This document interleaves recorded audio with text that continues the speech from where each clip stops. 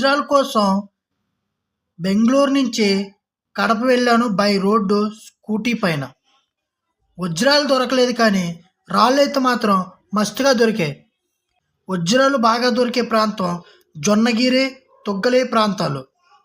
వర్షాకాలంలో పైన మట్టి కొట్టుకుపోవడం వల్ల వజ్రాలు బాగా కనిపిస్తాయి. ఎండాకాలంలో కాకిలాగా మాడిపోవడమే తప్ప ఒక్క రాయి కూడా దొరకదు. ఇది రాయలసీమ కాదు, రాళ్ళసీమ. ఎక్కడ చూసినా రాళ్ళే, పెద్ద పెద్ద బండల్లా ఉన్నాయి.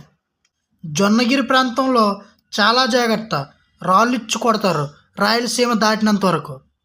వాళ్ళ చేతిలో రాళ్ళను చూసి ఉసేల్ట్ బోల్ట్ కన్నా నేనే ఫాస్ట్గా పరిగెట్టగలనేమో అనిపించింది. అక్కడున్న రైతులదేం తప్పులేదు. పంట నాశనం అయితే ఎవరైనా సరే రాళ్ళతో కాదు చెప్పులతో కూడా కొట్టచ్చు.